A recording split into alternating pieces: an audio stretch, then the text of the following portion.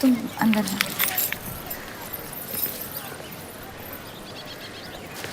आप फिर आ गई। रूप, आपसे तो होगा नहीं पिताजी। मेहरबानी करके जाइए यहाँ से। मेहरबानी करके एक बार और मेरी विनती सुन लो रूप। देखिए सत्या जी, जब आपके पिता ने हम पर वो सारे एहसान किए थे, हमें पता नहीं था कि एक दिन उनकी बेटी उनके एहसानों को ब्याज समेत वापस लेने आ पहुंचेगी। मैं ब्याज लेने नहीं आई हूँ रूप, बल्कि आपसे एक एहसान मांगने आई हूँ।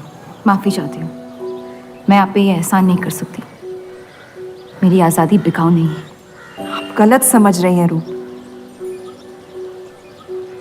या शायद मैं ही सही समझ रही हूँ। मैं आपकी जिंदगी से बस 1 साल मांग रही हूँ रूप, क्योंकि मेरी जिंदगी में सिर्फ 1 साल बचा है।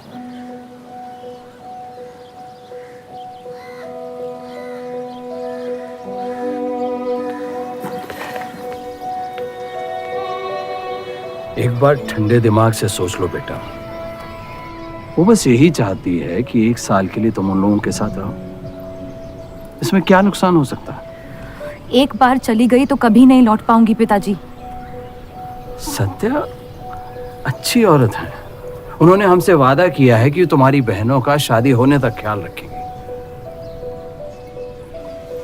इसीलिए पढ़ा लिखा के बड़ा किया था कि एक दिन सही दाम पे बेच पाऊं मुझे। रूप, कौन बाप अपनी बेटी को हुस्नाबाद जाके किसी अनजान घर में बगैर किसी रिश्ते के रहने पे मजबूर करता है? अगर हम जिंदगी भर लोगों के घर जा जाकर शास्त्रीय संगीत सिखाएं ना, तब भी तुम्हारी और तुम्हारी दोनों बहनों की शादी नहीं करवा पाएंगे। पर एक बड़ी बहन होने के नाते तुम्हारा ये फर्ज है। हम जबरदस्ती नहीं कर रहे हैं बेटा। सत्या को हम बचपन से जानते हैं। वो हमसे बेहतर तुम्हारा ख्याल रखेंगे। बाकी फैसला तुम्हारे हाथ में।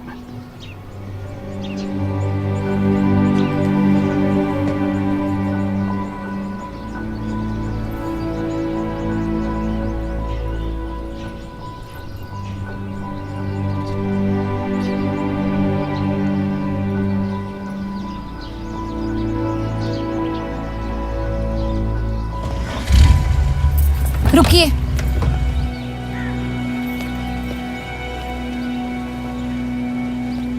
चलूंगी मैं आपके साथ,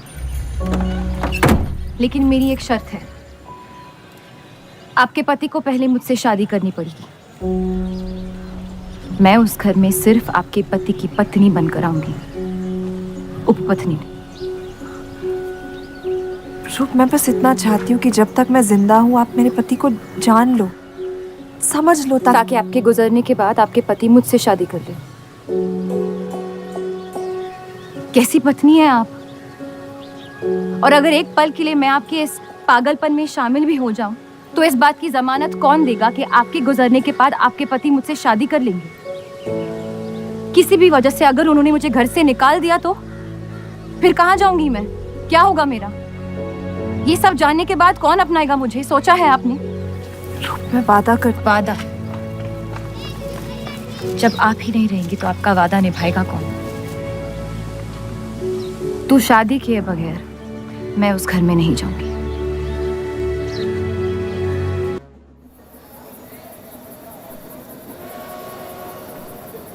दो और लड़कियां बाहर बी के यहाँ गाना सीखने आई हैं। उनके सामने अपनी पतलून बंद रखना।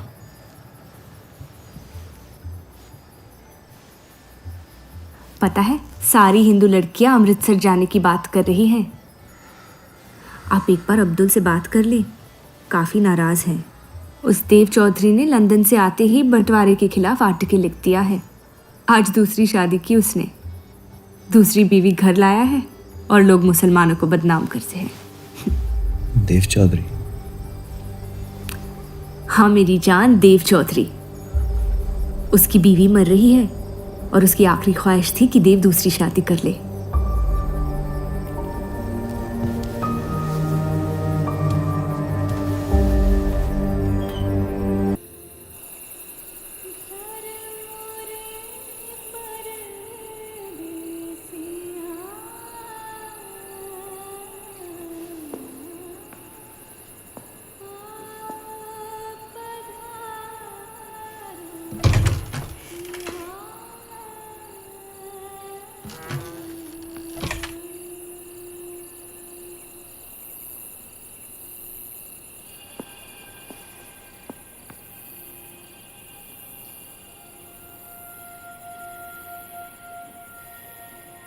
मैं अपनी पत्नी से बहुत प्यार करता हूं।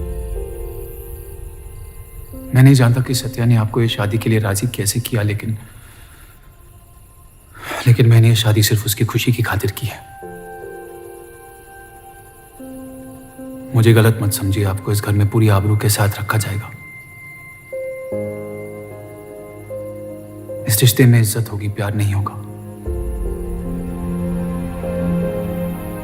आप मुझसे जितनी कम उम्मीद रखेगी, तकलीफ उतनी कम होगी। उम्मीद करता हूं कि आपका दिल मुझसे बड़ा हो और वक्त के साथ ना मुझे माफ करती रहे। शादी की रात को ही रुखसती दे दी। क्योंकि आपने एक ऐसे आदमी से शादी की जिससे आप कभी पहले मिली भी नहीं थी। बल्कि कई दिनों तक मैं जानती भी नहीं थी वो दिखते कैसे हैं। मेरे गुस्से में लिए गए एक फैसले ने हम चारों की जिंदगी बर्बाद कर दी।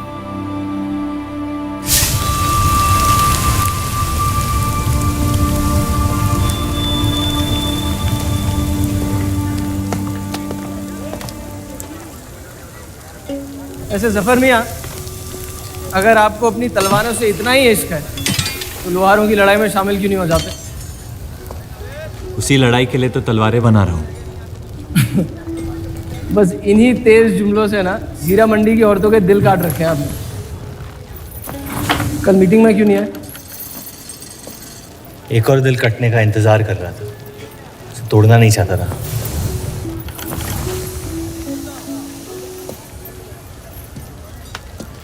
देखिए जफर मियाँ, अगर औजार बनाने की मशीनें आ गई ना तो हमारे कारखाने बंद हो जाएंगे। इस बार हमारी कौम पे नहीं, हमारे पेट पे हमला हुआ।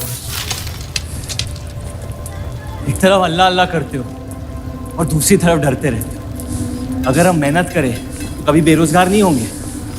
और रही आपके आवाम हक पार्टी की मीटिंग और बंटवारे की बात, तो मैं हरामी। मुझे खुद के अब्बा ने उनका नाम तक नहीं दिया। जो आदमी अपने हक के लिए नहीं लड़ा, वो आवाम के हक के लिए क्या लड़ेगा? चलिए छोड़िए।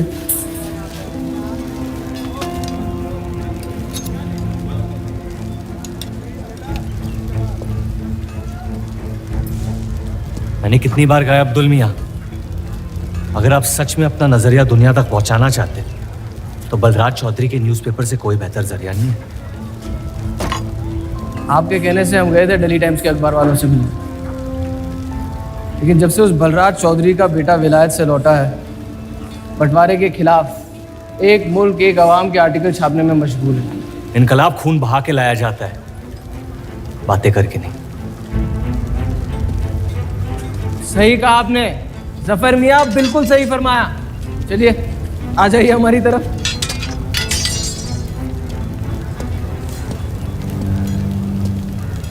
गलत ना समझे मुझे, भाई आप मेरे, जान दे सकता हूँ, लेकिन सिर्फ आपके लिए। बस मुझे इन चौधरियों के मसलों से दूर रखिए अब अब्दुल मियाँ।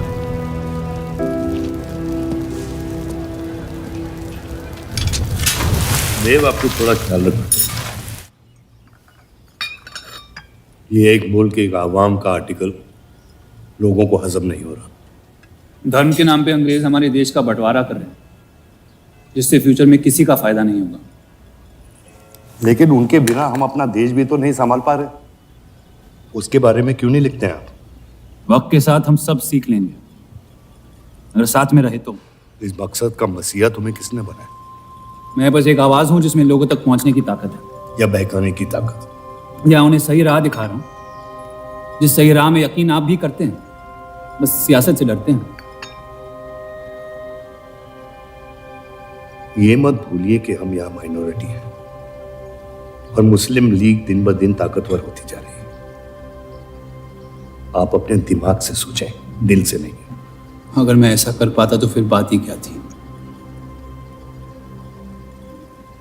कभी कभी दिमाग का दिल से हार जाना जरूरी होता है।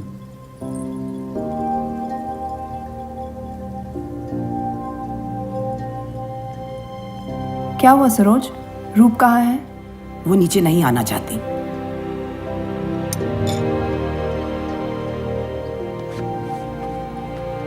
चलता हूं। कोई बात नहीं, उन्हें उनका नाश्ता कमरे में ही दे दे। जी। देव को हमेशा लगेगा कि मैंने उसके साथ ज्यादती की, लेकिन आपने जो किया है सही है। जिंदगी पर भरोसा रखिए, उसने जो उलझाया है वही खुद सुलझाएगी।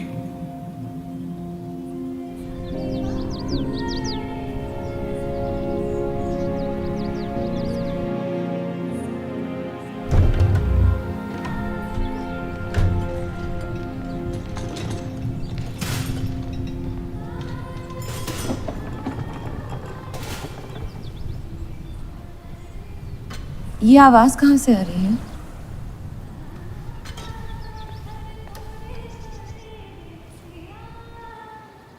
बहार बेगम की हवेली से। किसी जमाने में हुस्नाबाद की सबसे मशहूर मुजरे वाली हुआ करती थी, लेकिन फिर उन्होंने नाचना छोड़ दिया। अब गाना सिखाती हैं। कहाँ है बहार बेगम की हवेली? हीरा मंडी में, इस शहर का सबसे बदनाम मोहल्ला। उस जगह का सिर्फ नाम लेने से ही लोगों के नाम खराब हो जाते हैं। अरे हम कह रहे हैं आपसे मुंशी साहब, हमारे जफर भाई से अच्छा लोहार पूरे हीरा मंडी में नहीं है। अभी पिछले साल ब्रिटिश आर्मी की तलवारें भी इन्होंने ही तो बनाई थी। ये वही हराम का पिल्ला है ना जफर?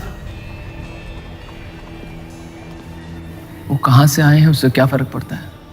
आप उनका काम देखिए ना। मुझे फर्क पड़ता है अब्दुल साहब। एक तो ये नाजायज और ऊपर से माफ कीजिएगा मुसलमान मुंशी जी, अगर मेरे पैसे लेकर भाग गया तो मैं तुम्हारा घर। लोगों के काम पे तवज्जो देना सीख, उनके बाप के नाम पे नहीं। लेकिन ये बड़ी बात तेरी कम अकल नहीं समझ पाएगी। छोड़ दे। छोड़ दे जफर, मैं कह रहा हूँ जफर छोड़ दे। छोड़ दे जफर।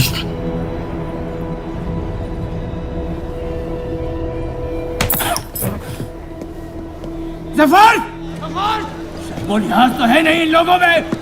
अरे एहसान मान हम लोगों का, जो तुझ जैसे हरामियों को अपने मोहल्लों में रहने देते हैं। एक तो ये हमारी वजह से हीरा मंडी में पड़ रहे हैं, और ये क्या कर रहे हैं? कचरा बढ़ा रहे हैं, कचरा।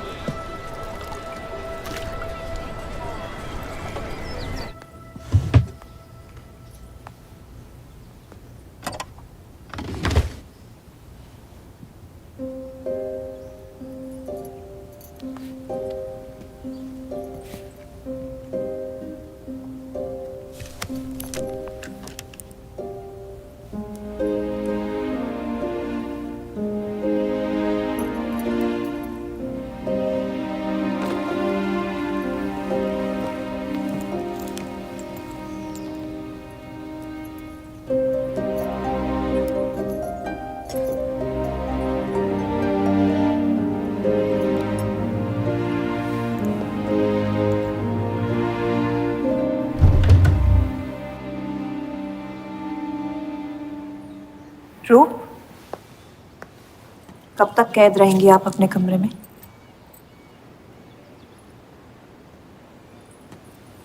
अब आप शादीशुदा हैं, आपकी भी कुछ जिम्मेदारियां हैं इस घर में।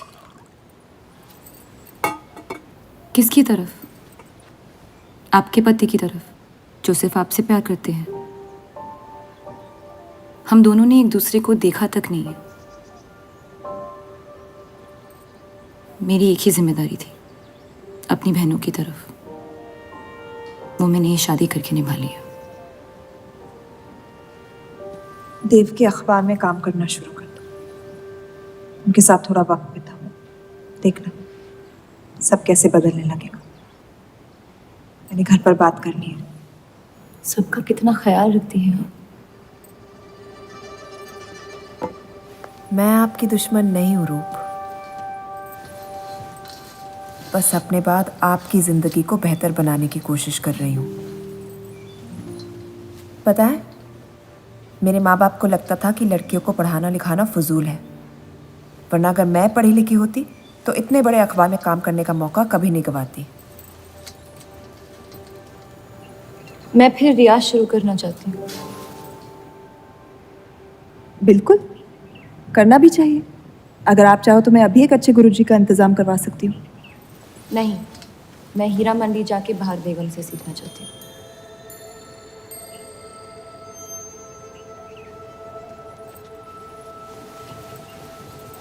कम वक्त में काफ़ी ज़्यादा जान रही हैं इस शहर को आप, पर इस घर के उसूल को नहीं जानती। आप संगीत सीख सकती है मगर हीरा मंडी कभी नहीं जा सकती। अगर मुझे हीरा मंडी जाने नहीं दिया तो फिर मैं अखबार के लिए भी काम नहीं करूंगी। मत करो, कैद कर लो अपने आप को अपने गुस्से में, लेकिन याद रखना अपनी किस्मत आपने खुद लिखी है, अपनी मर्जी से। अब यही आपकी जिंदगी है रूप, और जितनी जल्दी आप इस बात को समझ जाएंगी बाकी जिंदगी उतनी जल्दी आसान हो जाएगी। आपका मेरी जिंदगी पे कोई हक नहीं है। आपका है।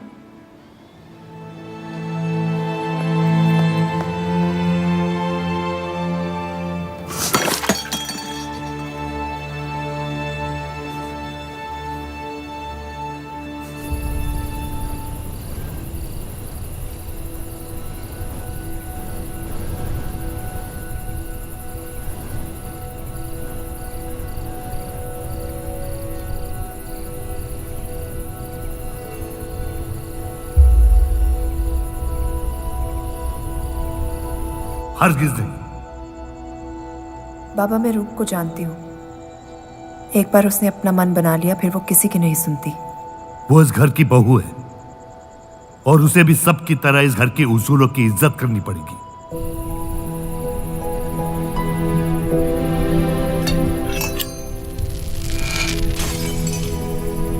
आपके कहने पर हमने उन गलियों की तरफ देखा तक नहीं, लेकिन हम रूप से ये उम्मीद नहीं रख सकते। इससे पहले वो कोई गलत कदम उठा ले हमें उसे जाने की इजाजत दे देनी चाहिए। और यही एक मौका है देव और रूप को करीब लाने का।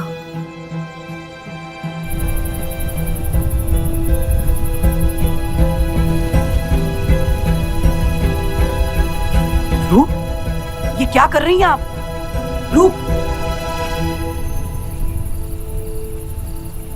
हाँ, भाभी जी आपको बुला रही हैं।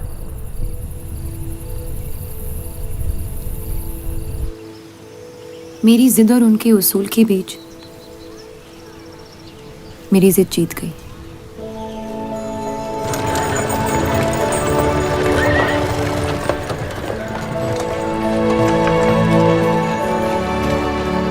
देव चौधरी की ये एक मुल्क एक समाज वाली बातें सुनने में तो बहुत अच्छी लगती, लेकिन गौर फरमाई, एक तरफ ये बंटवारे के खिलाफ है और दूसरी तरफ ये स्टील के कारखाने लाने की कोशिश कर रहे हैं।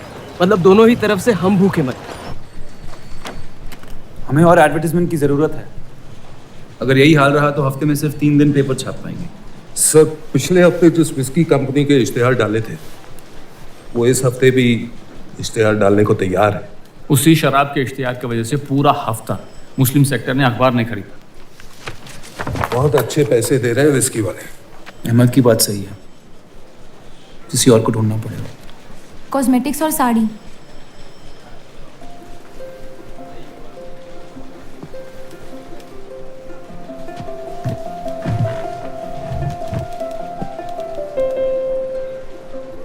काजल और कपड़ों से तो किसी को एतराज नहीं हो सकता। शराब के बदले लक्स साबुन का इश्तेहार डालते हैं पेपर में। इन इश्तेहारों की वजह से औरतें भी पेपर खरीदेंगी। माफी चाहती हूँ, बस ख्याल आ गया तो बोल दिया। मैं देव चौधरी से मिलना चाहती हूँ। और आप कौन? रूप, उनकी पत्नी।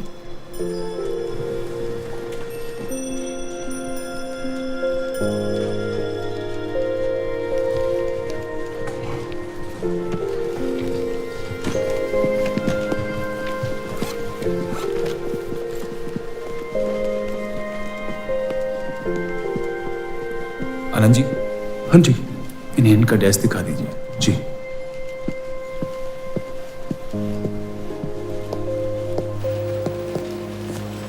माई सेल्फ अनंत पाल। नमस्ते। वैसे ये कौन है?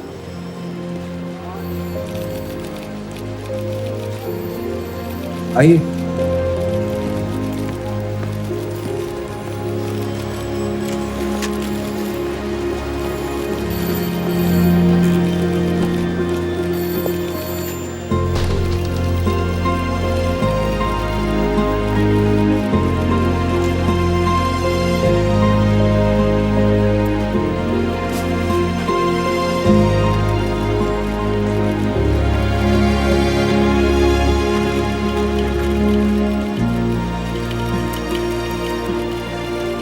कमाल है, पति पत्नी एक दूसरे को जानते तक नहीं।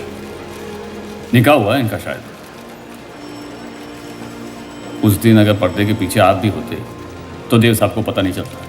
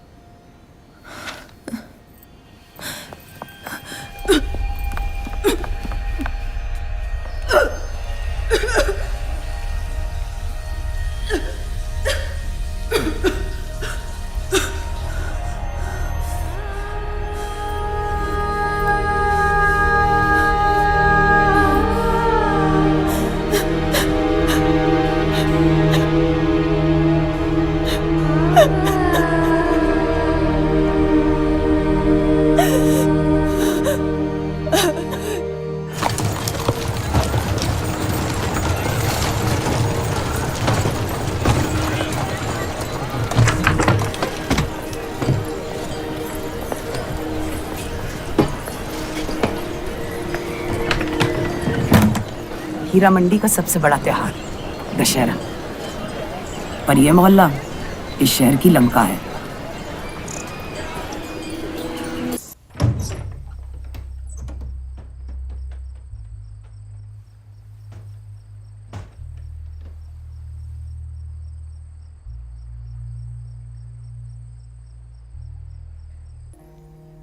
एक अरसे के बाद ऐसी आवाज सुनी है जिसमें दर्द भी है और सुकून भी। अपना फैसला बदलने के लिए शुक्रिया।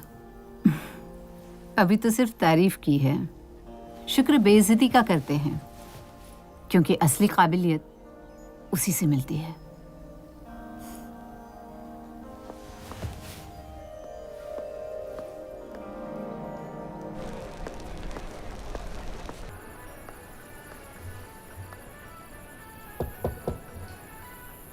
बोलिए।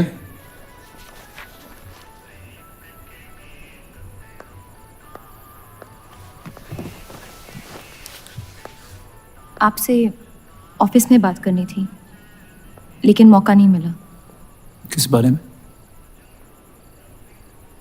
मैं आपकी कंपनी में सिर्फ हाजिरी नहीं देना चाहती, काम भी करना चाहती हूँ।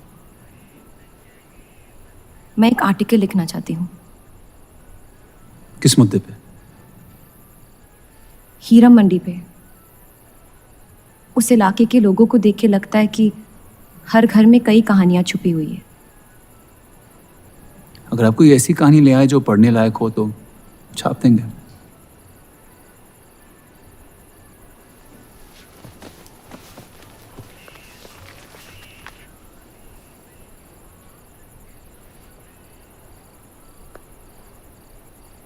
मैं जानती हूँ हम दोनों इस रिश्ते में गिरफ्तार हैं, और इसमें मेरा हाथ भी है। बस आपको बताना चाहती हूँ कि मेरे आपसे या इस रिश्ते से कोई अरमान नहीं है। ये शादी नहीं, समझौता है, और आप जब चाहे इससे रिहा हो सकते हैं। मैंने कभी इस शादी को तोड़ने का जिक्र नहीं किया है, लेकिन आपके ख्यालात जान के खुशी हुई। शुक्रिया।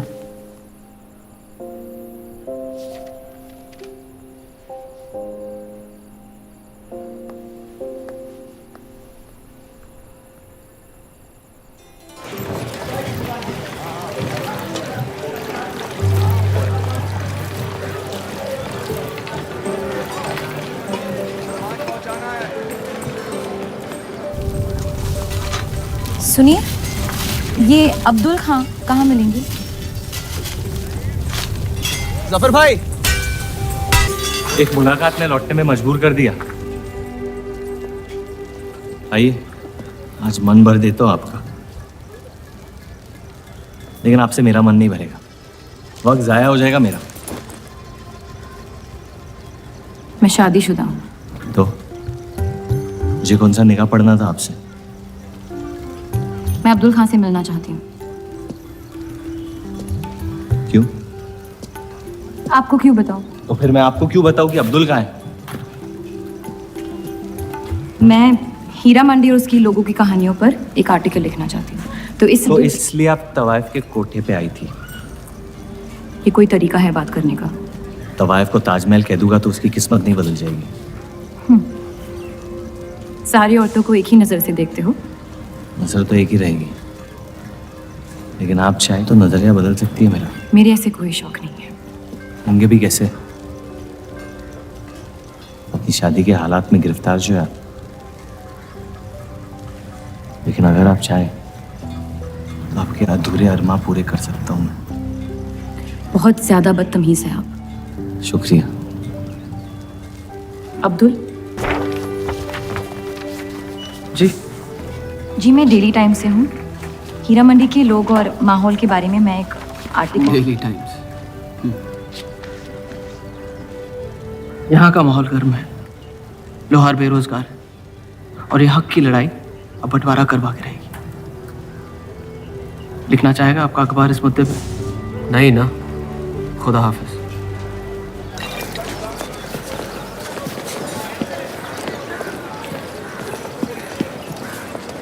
क्या चाहिए उसका जवाब मत देना। बस पूछना चाहता हूँ, आपका काम हो गया? आपको अचानक क्या हो गया? नहीं, वो अब्दुल मियाँ बड़े तंग मिजाज के, पूरा दिन बंटवारे के लड़ाई में उलझे रहते हैं। हमें क्या लेना, जब तक हमारा इलाका हमारा है सब ठीक है। चलो, शुक्र है कम से कम अपने इलाके की तो इज्जत करते हैं आप। मुझ पे यकीन करना मुश्किल हो सकता है, जानता हूं।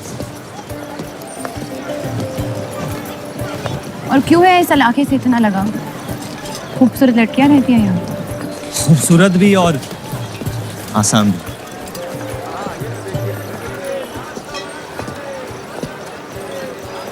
तकदीर ने मुझे यहाँ फेंका। जिंदगी कुचलने ही वाली थी, लेकिन इस सड़क ने मुझे बचा लिया, चलना सिखा दिया। मेरी फतेह हो गई और नाम पड़ गया जफर। अब यही मेरा घर है। ये गलियां नहीं होती तो मेरी कोई पहचान नहीं होती।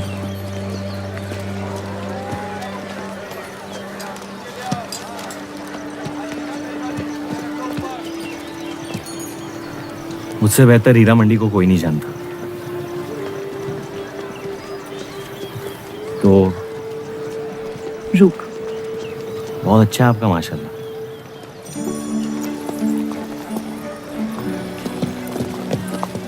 तो यहाँ कोई कहानी ढूंढने आई, अपनी छुपाने? ढूंढने?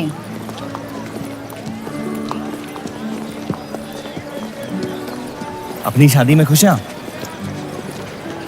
आपने कहा था कि आप शादीशुदा हैं, खुशी का कोई जिक्र नहीं हुआ था। कोई तो हद होगी आपकी। हदें तो सरहदों की होती है, सोच की नहीं। और वैसे भी अगर सवाल उठा है मन में तो पूछ लेना चाहिए। कहानियां सोच सोच के वैसे ही आधी दुनिया पागल हो। तो सियासी मसलों से दूर इस इलाके में ऐसे कुछ कमाल की चीजें हैं, अगर आप देखना चाहे तो। देखना चाहती हूँ। हिम्मत है मेरी दुनिया में कदम रखने की? मेरे पास खोने को कुछ है ही नहीं। और वैसे भी आपसे तो बेहतर ही होगी आपकी दुनिया। ठीक है, तो अगले जुम्मे को मिलते हैं, कलाम बात। फिक्र ना करें, मैं इजाजत या कीमत के बगैर औरतों को हाथ नहीं लगाता।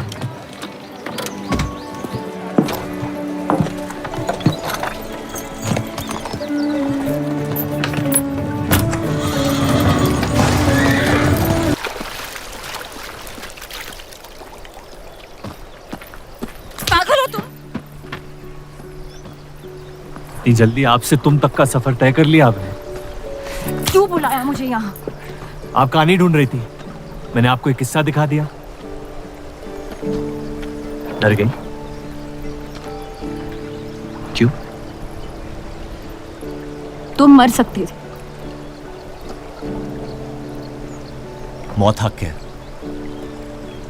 और मुझ जैसे नाजायजों के पास ना कोई खास मकसद होता है, ना ही आपकी तरह कुछ खोने को होता है। इसलिए मौत से डर नहीं लगता। जिस दिन मोहब्बत हो जाएगी, मकसद भी मिल जाएगा और मौत से डर भी लगने लगेगा। अफसोस, आपकी ख्वाहिश शायद कभी पूरी नहीं हो पाएगी। मजा आता है मुझे इस खेल में। मैंने तुम जैसा नमूना कहीं नहीं देखा। है ही नहीं मुझ जैसा मैं कहीं।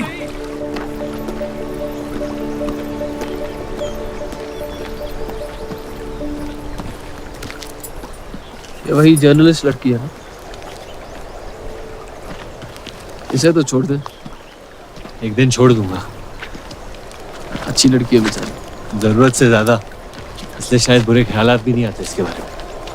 सुना है शादीशुदा है। आप जानते हैं ना आप क्या कर रहे हैं?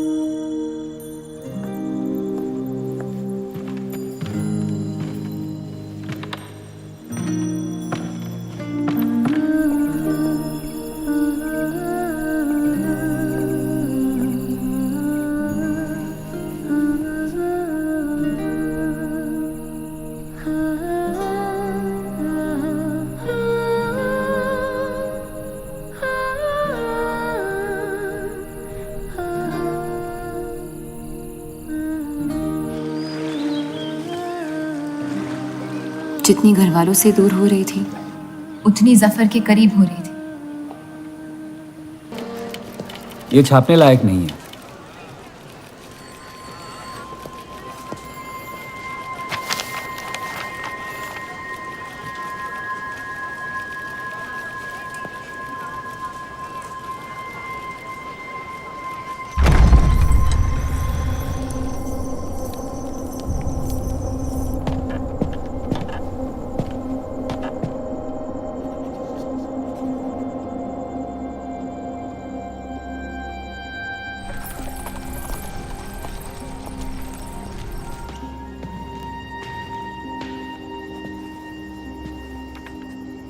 हीरा मंडी के लोहार आ जाए थे मुझे मिलने। आपको उनकी बात सुन लेनी चाहिए, वरना वो हमारे मुस्लिम स्टाफ को स्ट्राइक पे जाने पर मजबूर कर सकते। बाबा, साफ साफ बताइए किस बारे में बात करना चाहते हैं आप? रूप।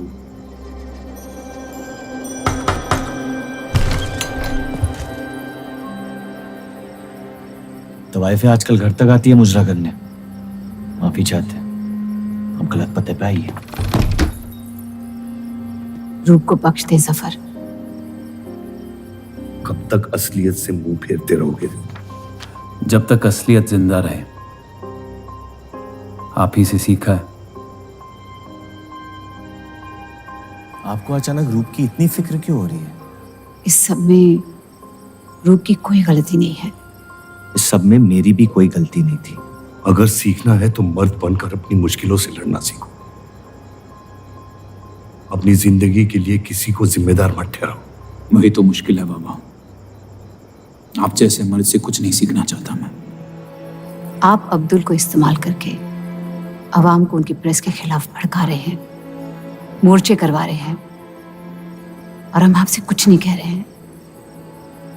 लेकिन रूप, दूसरों की गुनाह की सजा दूसरों की नहीं,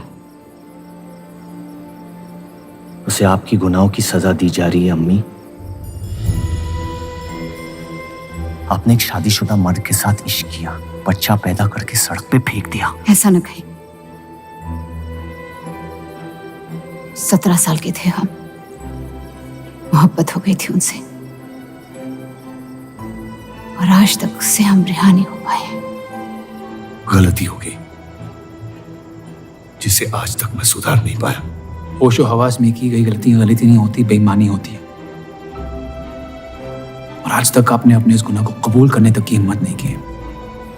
हमारी मोहब्बत ने हमें खुद कर्ज बना दिया था। हमने बच्चा इसलिए रखा ताकि बलराज के और करीब हो पाए, लेकिन वो हमसे और दूर चले गए। हमने सोचा बच्चे की शर्म से भाग रहे हैं, आपको छोड़ देंगे तो वापस लौट आएंगे। फिर हम समझ गए कि वो आपसे नहीं हमसे भाग रहे थे। हम आपको लेने वापस आए थे, लेकिन आप नहीं। फेंकी हुई चीजें अक्सर सड़ जाती है अम्मी। हमारा रिश्ता भी अब हमेशा के लिए सड़ चुका है। अब आपकी मैयत के अलावा मेरे पास और कोई वजह नहीं है आपके पास लौटने की। देव,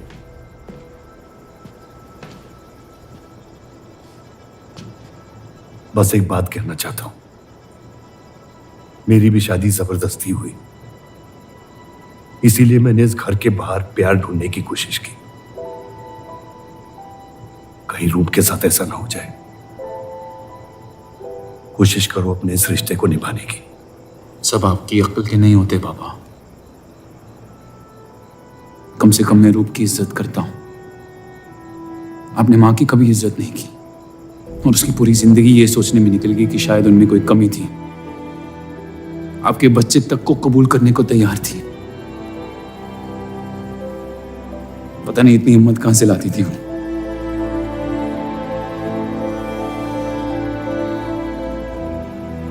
अगर आप मान जाते तो हमारा घर बिखरने से बच सकता था, लेकिन आपका घमंड आपकी गलतियों से भी बड़ा था।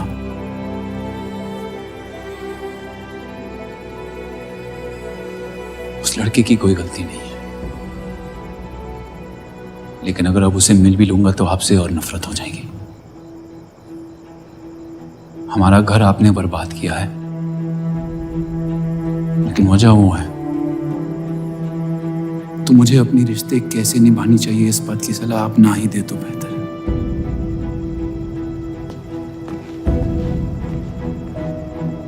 बलराज चौधरी ने अपने जायज बेटे को मेरे हिस्से की दौलत, शोहरत और इज्जत दे दी, तो बदले में मैं उसके बहू को छीन लूंगा, और मेरे पास कुछ खोने को तो है नहीं। हरामियों का कोई वजूद नहीं होता, उनका कोई ईमान नहीं होता, किसी को उनकी जरूरत नहीं होती है। यही सुन सुन के बड़ा हुआ हूं मैं। लेकिन अब बस, जिस लड़की को वो अपना घर आबाद करने के लिए लेके आए थे, उसी लड़की से मैं उनका घर बर्बाद कर दूंगा। फिर क्या होगा? ये सब करने से आपको अपने अब्बा, अपना बचपन, अपनी इज्जत, अपना हक वापस मिल जाएगा। अपनी आंखों से नफरत हटाएं, फिर उस लड़की की मोहब्बत देख पाएंगे आप। इंतकाम की आग ने आपको अंधा बना दिया है। अपने अब्बा को बर्बाद करने के तैश में आप खुद को बर्बाद कर रहे हैं। मंजूर है, सब कुछ फना कर दूंगा। उन्हें पता भी नहीं चलेगा कि उनकी तबाही हुई कैसे। जिस आदमी ने मेरा इनकार किया था, वो खुद आके मुझसे माफी मांगेगा, और तब उसकी उम्मीद पर मैं ऐसी आग लगाऊंगा कि जहन्नम भी 2 पल देखते रह जाएगा। उसे अपनी कर्मों की सजा मिलकर रहेगी, और उसके बदले में अगर मेरे कर्म बिगड़ जाए तो वो भी मुझे मंजूर है।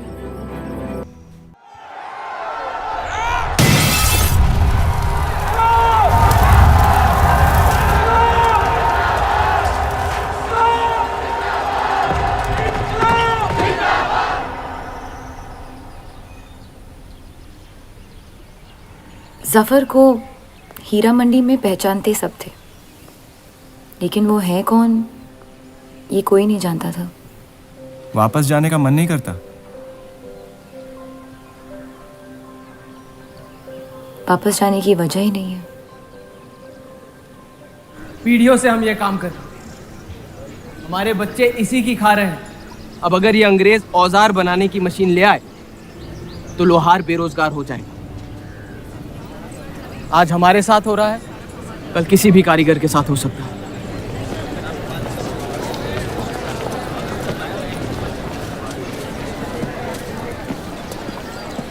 आपके कहने पे हमने चौधरी की फैक्ट्री से भी कारीगर बुलाए थे। को लगता है बात चौधरी तक पहुंचेगी और वो हमारा सपोर्ट करेंगे। उसके पेपर के आवाम हक पार्टी से दुश्मनी पुरानी है। बलराज चौधरी जैसे लोग कभी कभी अपने मजहब को अपना मकसद समझ लेते। सही कहा आपने।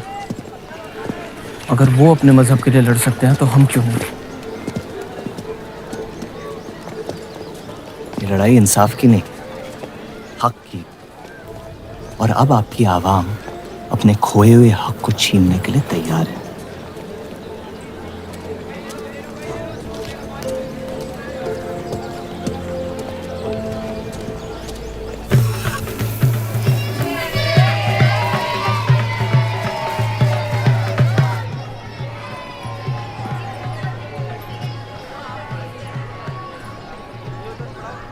सत्या चौधरी मरने वाली है। गुजरने वाली,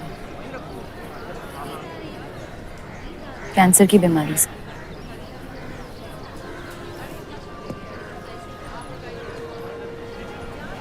और उसके मरने के बाद क्या होगा? तुम उसकी तख्त पर बैठोगी, तुम्हारा शौहर तुम्हें पहली बीवी की इज्जत देने लगेगा, तुम्हारी शादी खुशहाल हो जाएगी।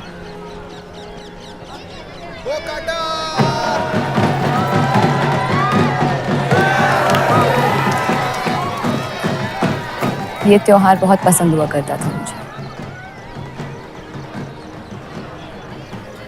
फिर क्या हुआ?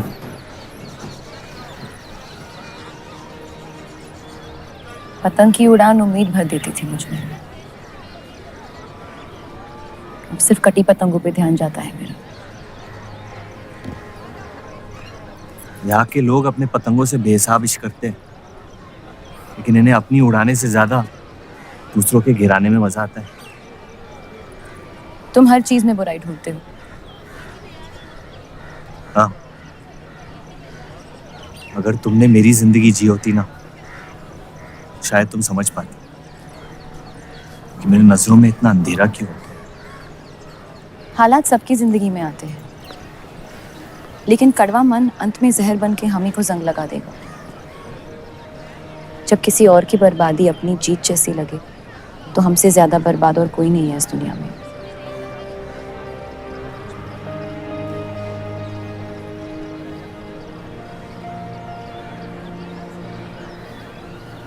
तुम्हें कभी प्यार हुआ है?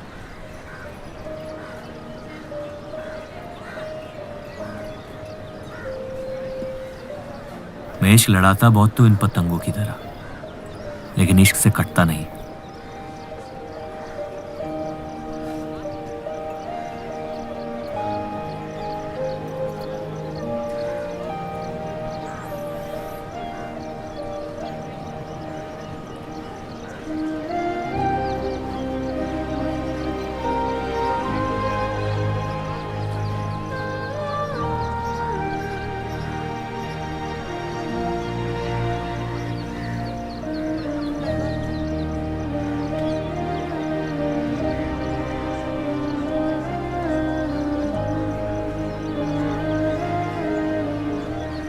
निकलना चाहिए, वरना ये शाम हमसे आगे निकल जाएगी।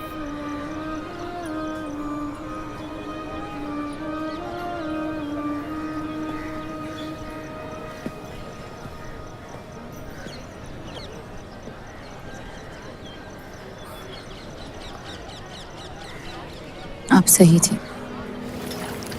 मेरे अंदर कुछ बदल गया है। सफर की वजह से मुझे लगता है मुझे आप शादीशुदा हैं। वो शादी नहीं सौदा है। सोचना गलती है, लेकिन उस पर अमल करना गुनाह है। आपके अलावा और किसी को नहीं पता। मुझे लगा आप समझेंगी। कोठा चलाते इसका मतलब ये नहीं कि धोखा देने के लिए हमसे इजाजत ली जाए। मैं आपकी बेइज्जती नहीं करना चाहती थी।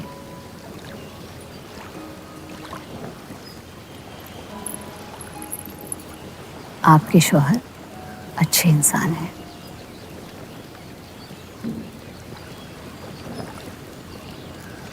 सिर्फ अच्छाई काफी होती है पूरी जिंदगी बिताने के लिए।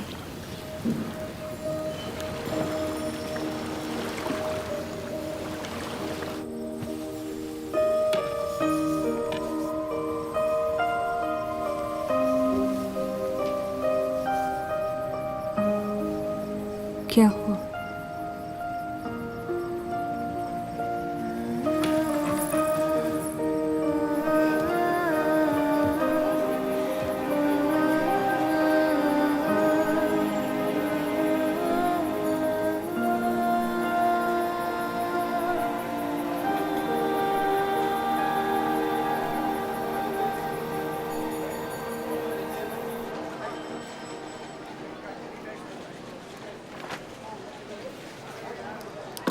मुझे कुछ वक्त चाहिए सोचने के लिए।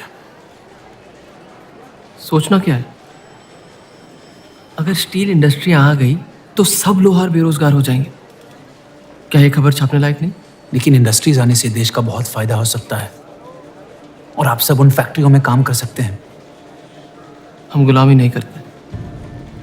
सवाल देश की तरक्की का है, किसी की गुलामी का नहीं। पहले अंग्रेजों की गुलामी की, अब हिंदुओं की। यही करता रह जाएगा मुसलमान यहाँ। बात को पलटने की कोशिश मत करिए। अगर हम हर जाति बहस में धर्म को घसीट लेंगे तो ये देश हमेशा चलता रहेगा। मुस्लिम लीग इलेक्शन जीत चुका है। अब आप मुल्क की नहीं, बस अपनी फिक्र कीजिए। सबकी फिक्र करने की आदत है मुझे, और यही फर्क है आप में और मुझ में। मैं लोगों के हालात का इस्तेमाल करके उन्हें बहकाता नहीं। सही कहा आपने। बात मजहब की ही है। एक बार हमने अपना मुल्क बना लिया ना, तो फिर हमारी चीखें तो जाया जाएंगी नहीं। लेकिन तब आपकी चीखें कौन सुनेगा देव साहब?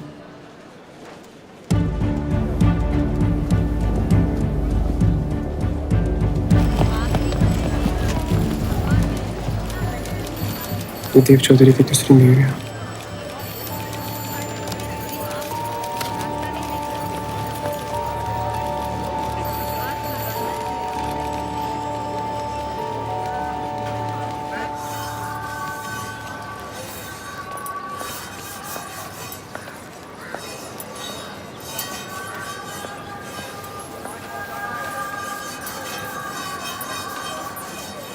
मुंशी जी तुम्हें कॉन्ट्रैक्ट देना चाहते हैं।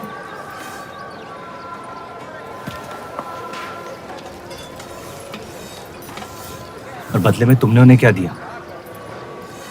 सिर्फ हिंदू होने की वजह से तुम्हारी बात मान ली उन्होंने? मैं खैरात नहीं लेता। मैं मदद कर रही हूँ, खैरात नहीं। और मैंने मांगी थी मदद आपसे। जैसा हूं ठीक हूं। हर चीज में बुराई क्यों ढूंढते हो? अच्छाई से डर लगता है। उसे अक्सर बदले में कुछ चाहिए होता। मैंने तुम्हारी जमानत ली है। मुंशी जी को समझाया कि हीरा मंडी तुम्हारा घर है और बदले में मुझे कुछ नहीं चाहिए।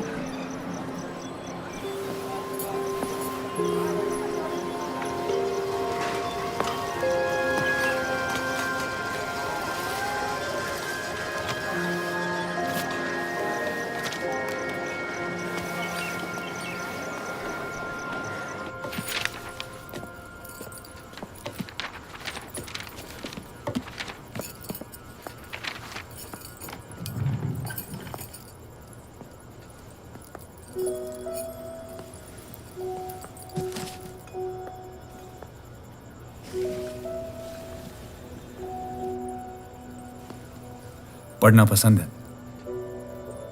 बहुत। आपको? बहुत। वो कैबिनेट मिशन का आर्टिकल बन गया? नहीं, कुछ बात नहीं बन रही है। शायद वो हमारा आखिरी आर्टिकल हो जिससे आप एक मुल्क एक अवाम की सोच को आगे बढ़ा सके।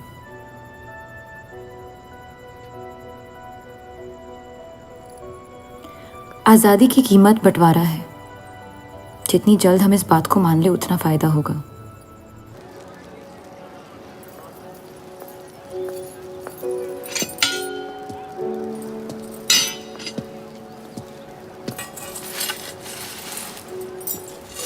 मुझे देख के रास्ता क्यों बदल देते हो?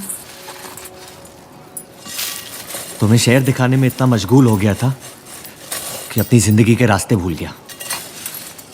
मैं हुस्नाबाद छोड़ के जा रही हूँ।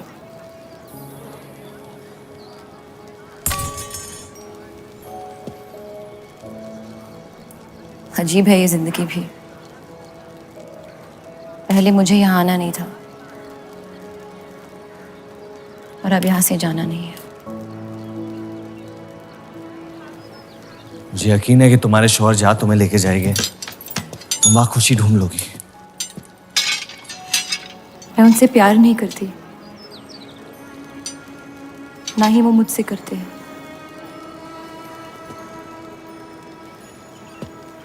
कब तक जीती रहूंगी ये झूठ में? कुछ रिश्ते कर्जों की तरह होते हैं, उन्हें निभाना नहीं, चुकाना पड़ता है। तुम जो भी करने की कोशिश कर रहे हो उससे किसी का फायदा नहीं हो रहा। कभी कभी नुकसान रोक लेना फायदे से बेहतर होता है। जज्बात को रिवाजों की गुलामी नहीं करनी चाहिए। इस दुनिया के सारे गुनाहों में से सबसे बड़ा गुनाह कौन सा है पता है? अपने मन को मारना। मेरे मन में तुम्हारे लिए कुछ नहीं है रूप। मुझे तुम पे यकीन क्यों नहीं होता? क्योंकि तुम यकीन नहीं इश्क करना चाहती हो, बर्बाद हो जाओगी। दर्द के अलावा कुछ नहीं दे सकता मैं तुम्हें। मंजूर है। तुम जानती नहीं मुझे, मेरी जिंदगी को, या उस वजह को जिस वजह से मैं तुम्हारे करीब होना चाहता था। और वो वजह मोहब्बत नहीं है।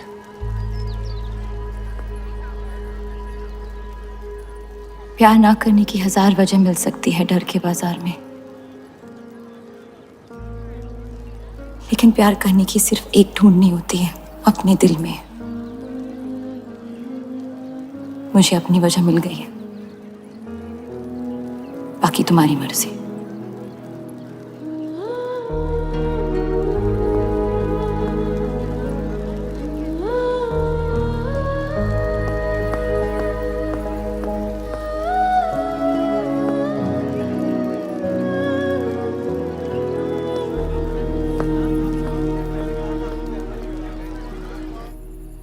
आप लोगों को जल्दी हुस्नाबाद छोड़ने की तैयारी करनी चाहिए। मैं आपके बगैर कहीं नहीं जाऊंगा।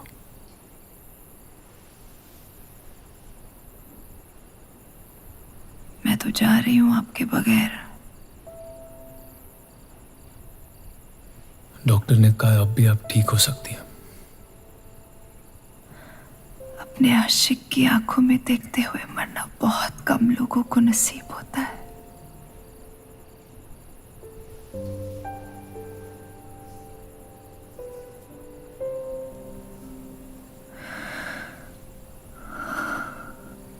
सुकून के आंसू है,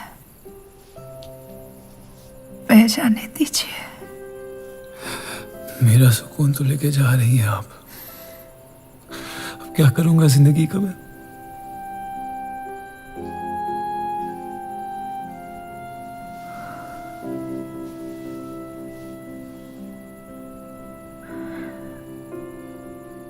पिछले कुछ दिनों से रूप से एक अजीब सी जलन हो रही है, अच्छी जलन। उसे मेरे हिस्से की खुशियां मिलने वाली है।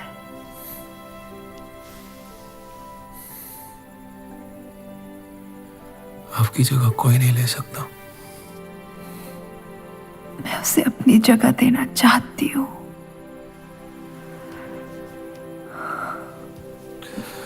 वादा करो, हमारे सारे ख्वाब आप उसके साथ पूरे करोगे, बेटियों को पढ़ाओगे, बेटों के दोस्त बनोगे, पापा को माफ कर दोगे।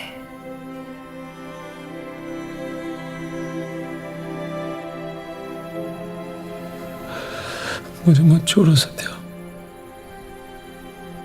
रुक जाओ।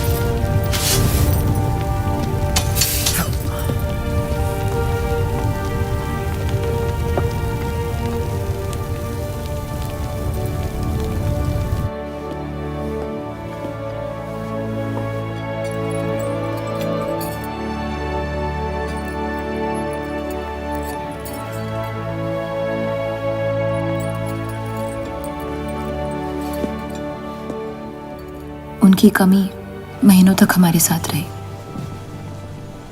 तो उनके गुजरते ही आप लोगों ने हुस्न-ए-बात छोड़ दिया? काश छोड़ दिया होता। सर, अब्दुल की पार्टी अब बहुत ताकतवर हो गई है। इस आर्टिकल के बारे में एक बार फिर सोच लेती हैं।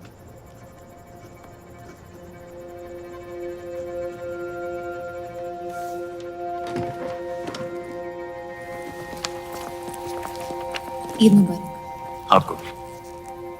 क्या वो जानते हैं वो क्या करने जा रहे हैं? वैसे ही हवा में हक के लोग हमारे खून के प्यासे हैं। इस आर्टिकल के बाद यहाँ के लोहार हमें जिंदा जला देंगे।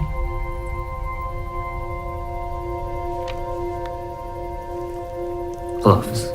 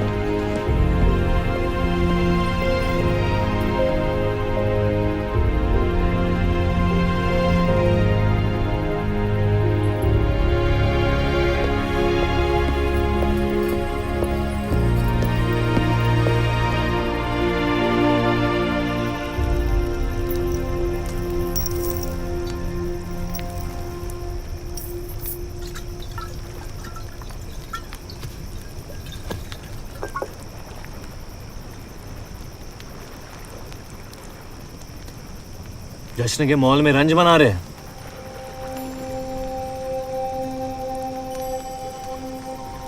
किसने कहा मैं रंज मना रहा हूं? जश्न में लोग मिलकर शराब पीते हैं। तनाश शराब रंज में पी जाती है।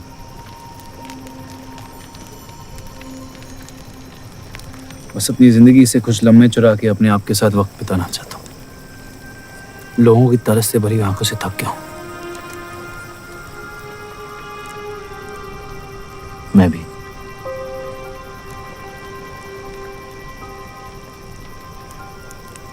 तो आपके रंज का राज क्या है? आपके हाथ में ना शराब है, ना आप जश्न में शामिल होना चाहते हैं।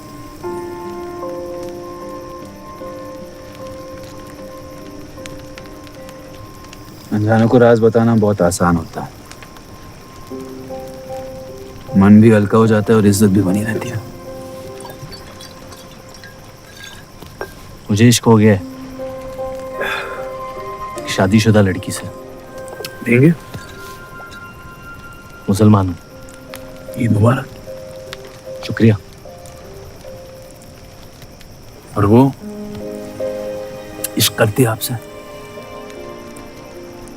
मेरे इश्क से कई ज्यादा। तो फिर मुश्किल क्या है? काश आप उसके शोहर होते, ये किस्सा यही निपट जाता।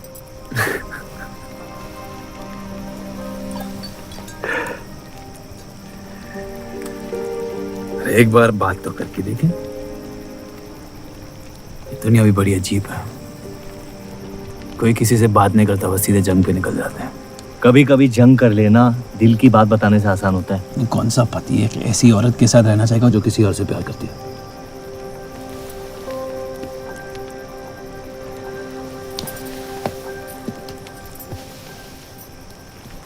लेकिन इसमें एक और राज है।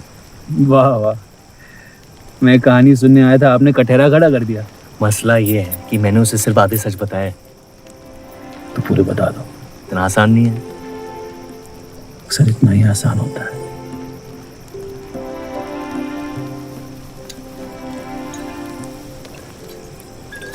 खैर, आपकी कहानी क्या है? बस अपनी टूटी हुई किस्मत के टुकड़े समेट के आगे निकल जाना चाहता हूँ, लेकिन पता नहीं शुरुआत कहाँ से करूं। पहला टुकड़ा जिस जख्म से हुआ उसे ढूंढिए, बाकी टुकड़े अपने आप मिल जाएंगे।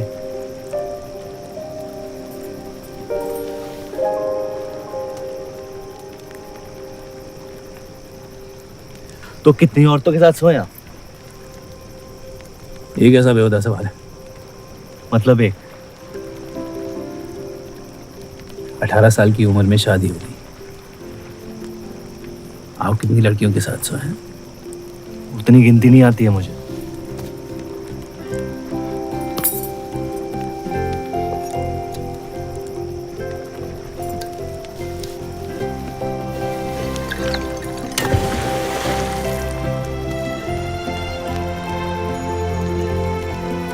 कभी जिंदगी में चीखे आप?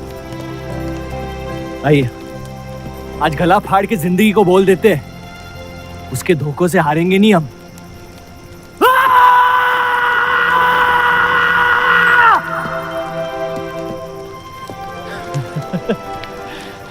आइए, कसम से कह रहा हूं रिहा हो जाएंगे आप। कोशिश कीजिए।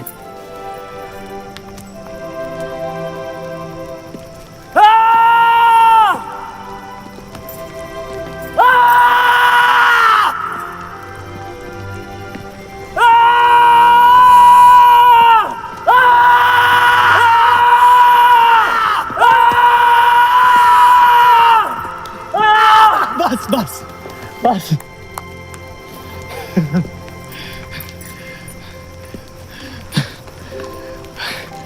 कसम से एक ही लड़की के साथ जिंदगी भर।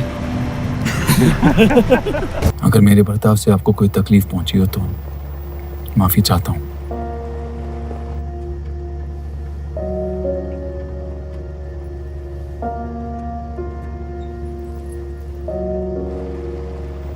अब या तो आप अलग हो सकती हैं या शादी को एक और मौका दे सकती हैं।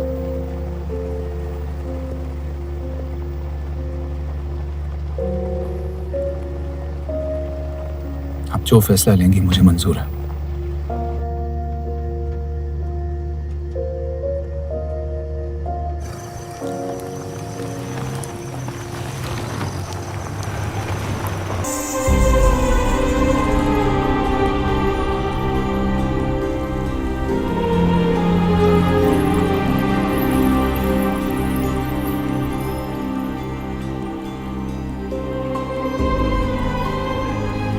आपके कोठे के दरवाजे हमेशा खुले रहते हैं? हमें कुछ भी छुपाने की जरूरत नहीं है। हम ये शहर छोड़ के जा रहे हैं। अलविदा तो आप बहुत साल पहले कह चुके हैं। बताइए, आज कौन सी तकलीफ देने आए हैं? वक्त बदल गया लेकिन आप नहीं बदली बाहर जा। अब अपने बेटे को इस्तेमाल करके आप हमारे खानदान को तबाह करना चाहती हैं। समझाइए उसे, रूप हमारी बहू है। खुदा के मजाक का भी जवाब नहीं। जिस आदमी ने इतनी जिंदगियों का तमाशा बनाया, आज वो अपनी इज्जत बचाने के लिए गुजारिश करने आए हैं। वक्त ने आपको भी नहीं बदला बलराज साहब। हमने आपको साफ साफ समझाया था कि हमारा रिश्ता गलत था, लेकिन आप सच्चाई बर्दाश्त नहीं कर पाई और जिंदगी भर हमसे धोखा करने का तमाशा करती रही। तो क्या यही कहकर तसल्ली देते रहे आप अपने आप को? रिश्ता गलत था तो क्यों बार बार लौट के आते थे हमारे दरवाजे पे?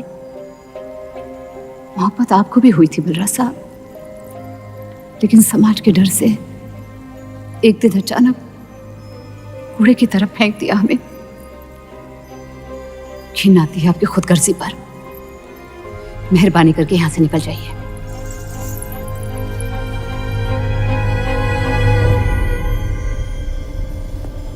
वाह, क्या रहमत बरसाई है खुदा ने मुझ पे आज। बरसों बाद अम्मी को मिलने आया था, साथ में अब्बा भी मिल गए। एक तरफ बहार बेगम जिसने मुझे फेंक दिया, और दूसरी तरफ बलराज चौधरी जो कल तक मुझे कबूल नहीं कर रहा था और आज मुझसे भीख मांगने आया है। क्या चाहते हो तुम? कि हम तुमसे अपने खानदान की इज्जत की भीख मांगे? छोड़ दो उन्हें। लेकिन वो काम तो आपका है, अपनों को छोड़ देना। आपको क्या पता है खानदान क्या होता है? वैसे भी माशाअल्लाह सिर्फ अल्लाह जानते कि मेरे कितने भाई बहन घूम रहे हैं। मेरा सिर्फ एक खानदान है जिसे मुझे तुम दोनों से बचाना है। तो फिर कह दो अपनी बहू से कि मुझसे इश्क करना छोड़ दे।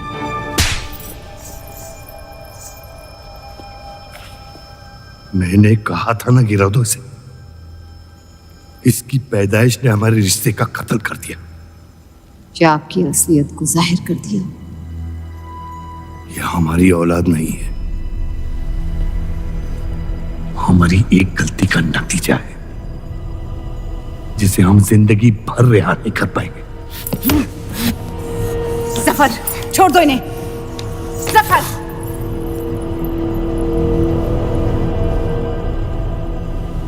हमारे साथ जो भी करना है कर लो, लेकिन हमारे गुनाहों की सजा हमारे बेटे को मत दो।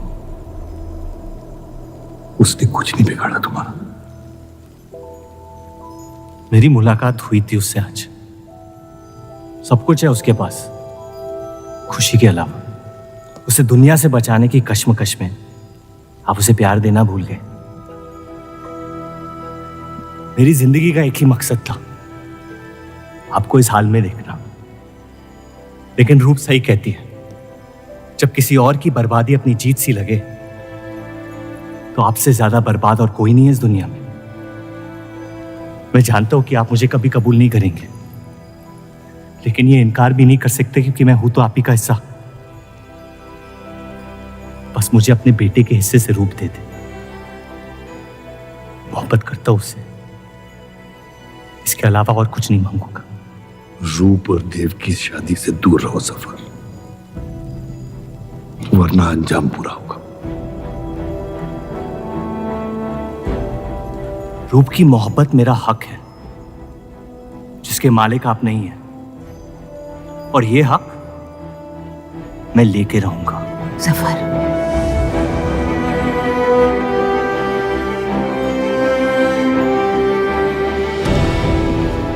हम जानते हैं कि आप हमारी किसी भी बात पर राजी नहीं, लेकिन इस बार आप जानती हैं कि हम सही हैं।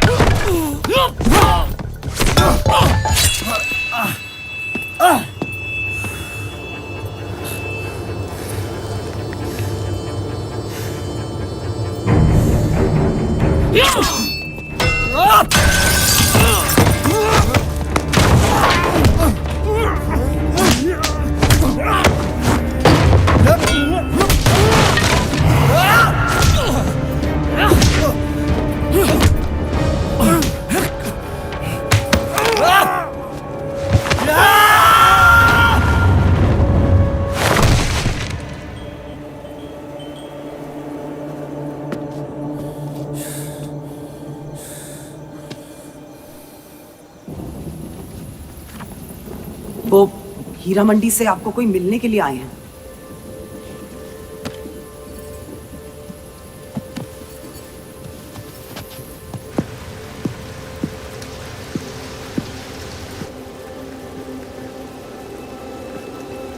क्या हुआ मियाँ?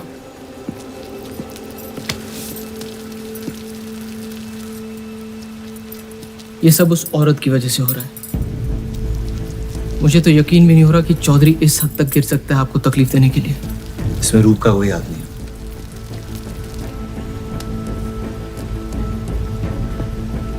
इश्क का अंधापन अक्ल के दरवाजे बंद कर देता है। आपको दिखाई नहीं दे रहा चौधरी आपके साथ क्या खेल खेल रहा है, लेकिन मैं अंधा नहीं हूं। आप चाहें तो उसे माफ कर दीजिए, लेकिन अब आपका बदला उस औरत से मैं लूंगा।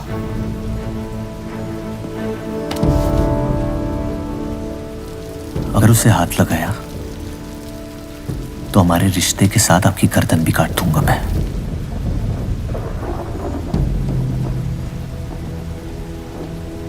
मोहब्बत अक्सर गलती करवाती है, कहा था हमने। आप गलत समझ रही हैं। कसम खाई थी हमने कि इस चौखट पर कभी नहीं आएंगे, लेकिन आज आपने उस कसम को तोड़ने पर मजबूर कर दिया। आप नहीं जानती मेरा हाल क्या है। और अफसोस अब वो बिगड़ने वाला है। जफर हमारा और बर्राज का बेटा है।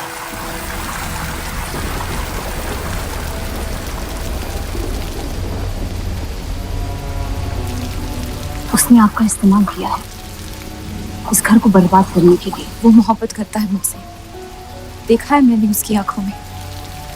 शुरुआत से झूठ बोला उसने आपसे। उसने अपने हालात में कुछ गलतियां की होगी, लेकिन हमारी मोहब्बत सच्ची है। पढ़ी लिखी हैं आप, अक्लमंद हैं। हीरा मंडी का लड़का है वो। उसकी जिंदगी में बिस्तर के बाहर किसी भी औरत की कोई कीमत नहीं है, और आपसे तो हम बिस्तर भी नहीं होना चाहता था। बस वो यही चाहता है कि किसी भी तरह भरे बाजार में बलराज चौधरी को जलील कर पाए, और आपके अंधे इश्क ने उसके सपने को पूरा करने का मौका दिया। यही सच्चाई है, मान ली। अगर आप अपने शौहर को छोड़ के उसके पास भी चली जाती तो वो आपको कबूल नहीं करता। मोहब्बत उससे करते हैं जो आपकी इज्जत कर सके। आपसे, आपकी मोहब्बत से ज्यादा मोहब्बत कर सके। रूप, आप उसका इश्क नहीं, इंतकाम है, और वो सिर्फ अपने इंतकाम से मोहब्बत करता है।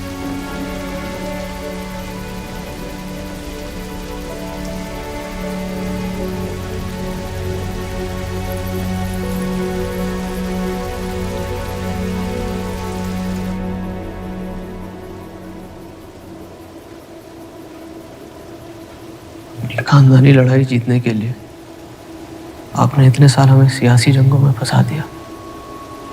सही कहते हैं सब, हरामियों का कोई ईमान नहीं होता।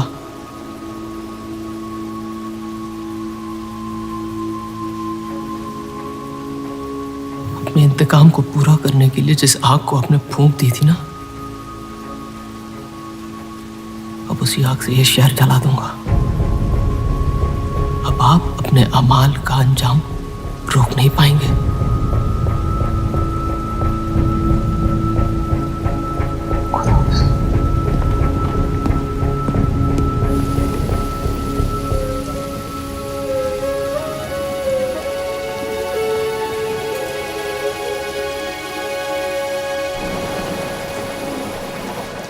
जरूरी था।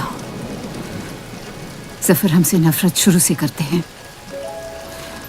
थोड़ी और कर लेंगे, लेकिन इस तरह उनकी जान तो बच जाएगी। क्या फायदा जान बचाने का जब आपने जीने का मकसद ही छीन लिया।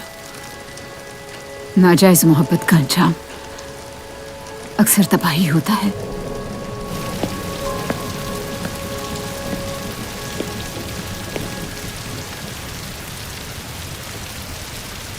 जफर नाम है उसका, तुम्हारा भाई, जिसे तुम ईद के दिन पे मिले थे। मुझ में हिम्मत नहीं थी अपनी गलतियों को कबूल करने की।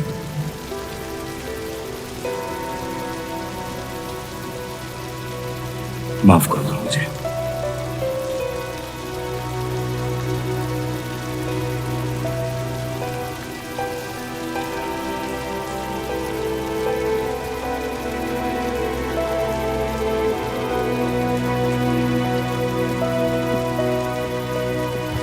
हीरा मंडी में किसी से प्यार हो गया था।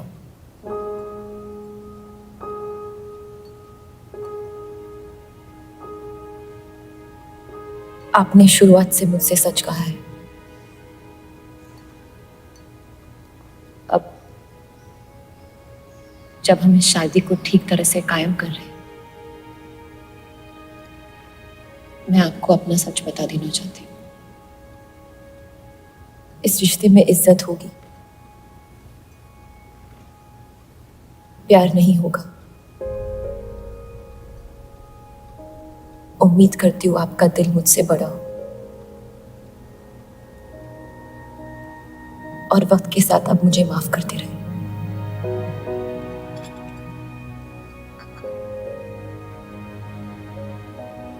आप किसी से प्यार करती थी?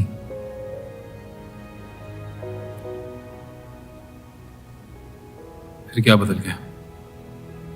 मैं उनकी इज्जत नहीं करती। और प्यार खत्म हो गया?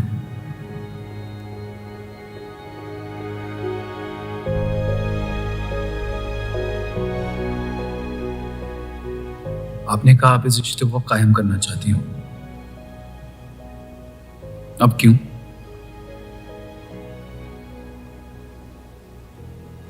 सिर्फ 700 लेना काफी नहीं होता और कई पहलू निभाने होते हैं शादी कायम करने में। मैंने सत्या से हमेशा कहा था, जबरदस्ती बनाए रिश्तों का अंजाम कभी अच्छा नहीं होता। उसकी खुशी की खातिर अपनी कुर्बान कर दी मैंने, और कहीं आपकी खुशियों का भी कत्ल हो गया, इसके लिए मैं बहुत शर्मिंदा था।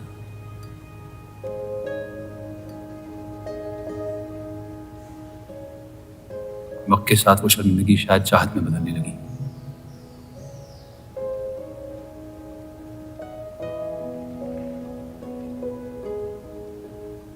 आपकी पूरी जिंदगी आपके सामने बाकी है।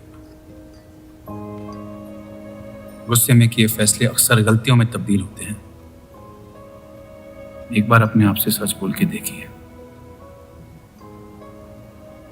इस रिश्ते को और मुझे उतनी इज्जत तो दे ही सकती हो आप।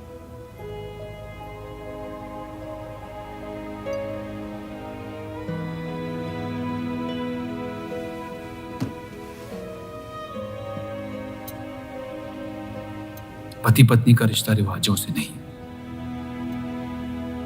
प्यार से बंधना चाहिए।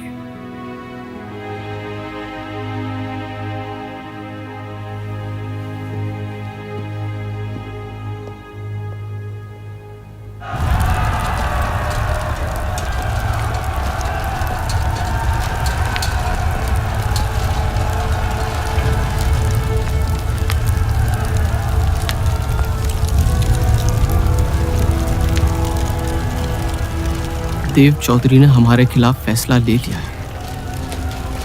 मैंने भी एक फैसला लिया, इन चौधरियों को खत्म करने का। सोच लीजिए, अब जो हमारे साथ नहीं, वो हमारा दुश्मन है।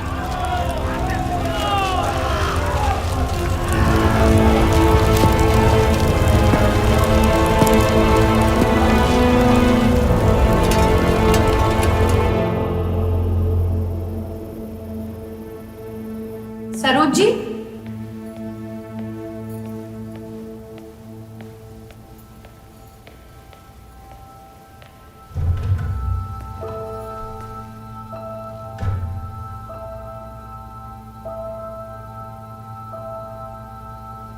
सरोज जी,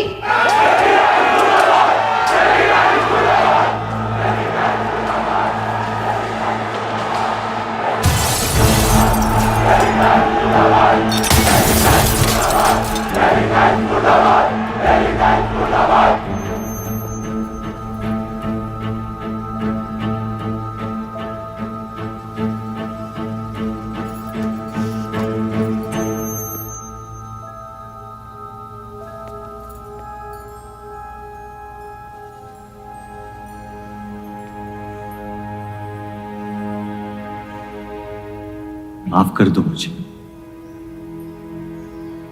बस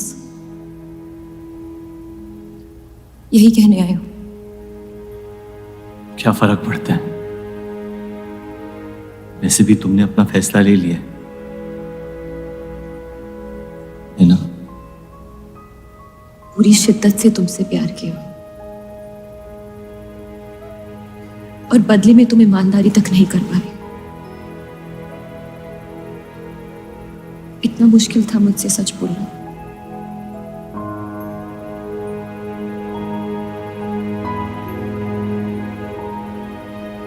पूरी जिंदगी दिल में एक चीज भर के रखी थी, नफरत। सबको धोखा दिया ताकि अपने अब्बा से इंतकाम ले सकूं। तुमने मेरे नफरत को बेघर कर दी और मेरे दिल में मोहब्बत भर दी।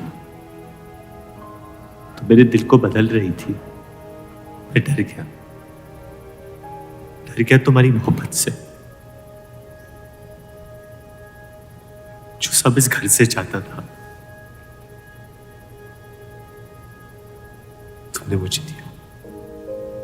अगर तुम्हें सच कहता तो खो देता। झूठ बोल के पा लिया क्या मुझे? हम एक दूसरे के नसीब में नहीं है रूह, यही खुदा की मर्जी। तुम्हें कभी मुझसे प्यार हुआ ही नहीं? अगर मुझे इसका जवाब देना पड़ा तो तुम्हारी मोहब्बत में सवाल उठ जाएंगे।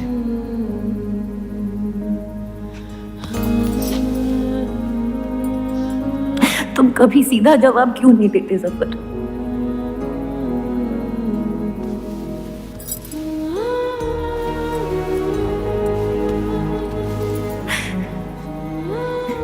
एक बार कह दो, एक बार कह दो मोहब्बत करते हो मुझसे।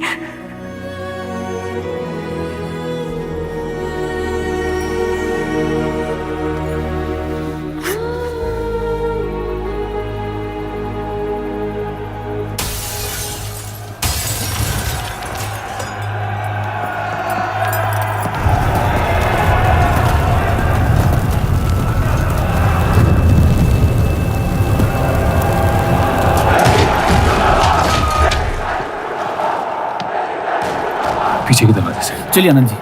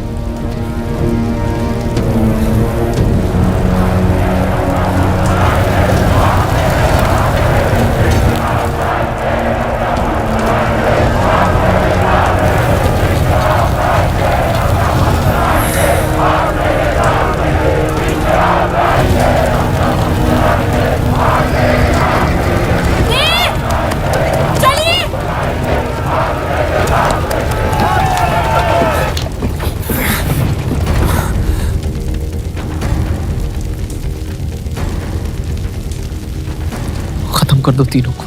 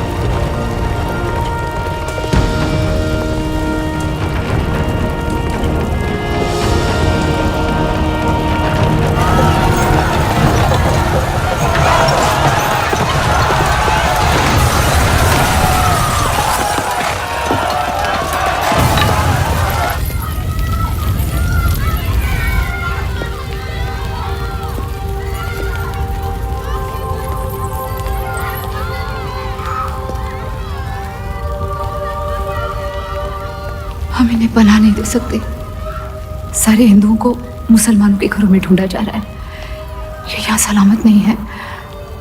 आप इन्हें स्टेशन ले जाइए। चलो हमारे साथ। हम अपनी हिंदू लड़कियों को छोड़कर नहीं जा सकते। अब चलिए मेरे साथ अम्मी। जहाँ हमारी पैदाइश हुई थी शायद वही हमारी मौत आएगी। जाइए, अब जाइए।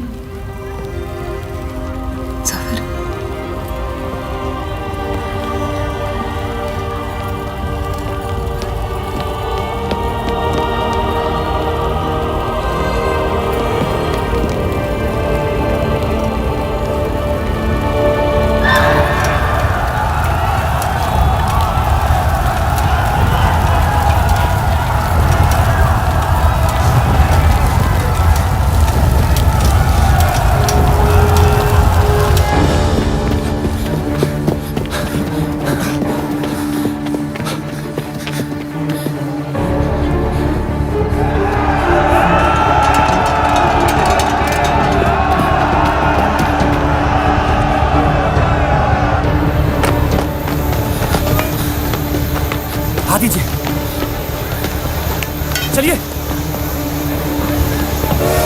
इस तरफ।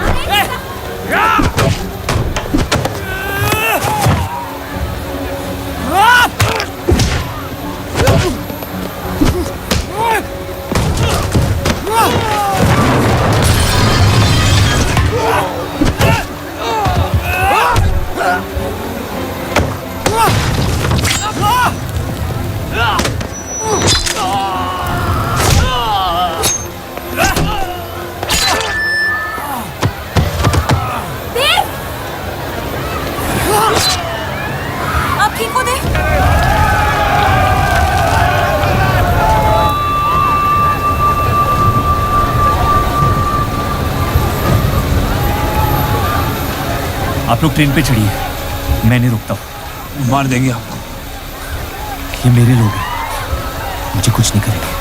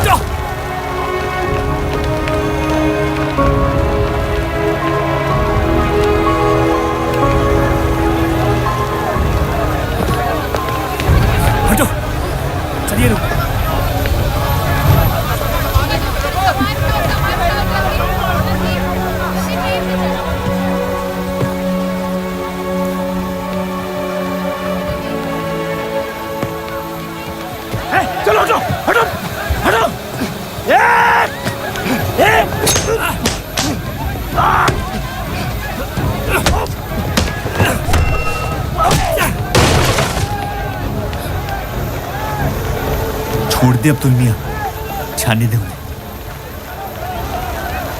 मेरी खातिर।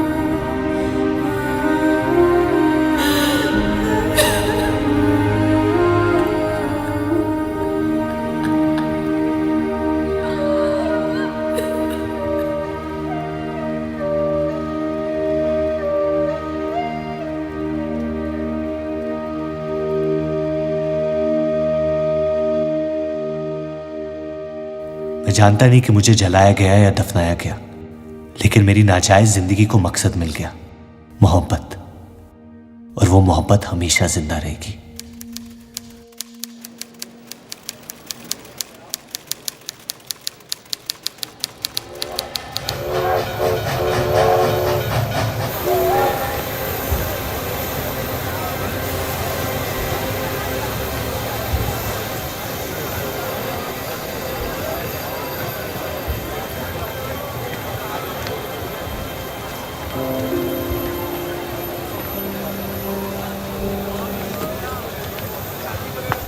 लकीरें खींच लेने से दुनिया छोटी या बड़ी नहीं हो जाती, बस हजारों जिंदगियां बिखर जाती हैं। अक्सर उन बिखरी हुई जिंदगियों में दिल टूटने का गम दो लोगों को जोड़ देता है।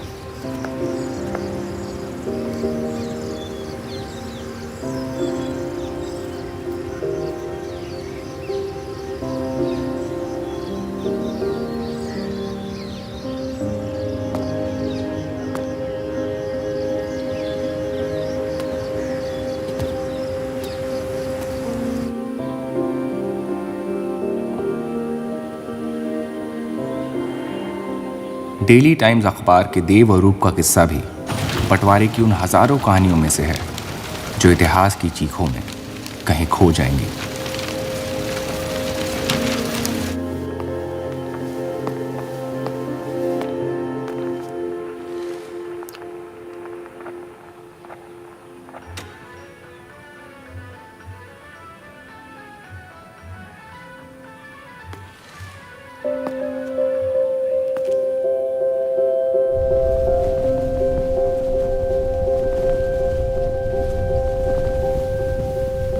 मोहब्बत और नफरत दोनों के रंग लाल हैं, लेकिन फर्क ये है कि नफरत से दुनिया बर्बाद हो जाती है और मोहब्बत में खुद बर्बाद होना पड़ता है।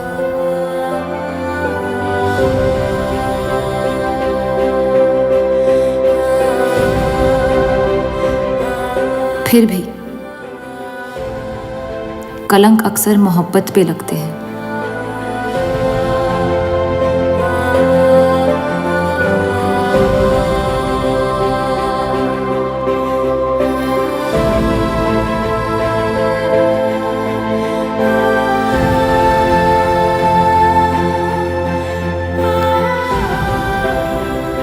हमारी ये कलंक से रंगी मोहब्बत कभी मिटेगी नहीं, हमारे अंदर हमेशा मौजूद रहेगी।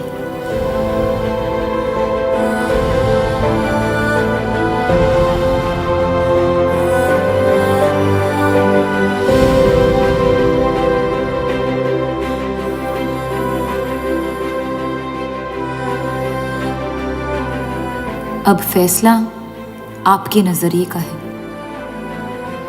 आपने इस कहानी में क्या देखा? कलंक या मोहब्बत?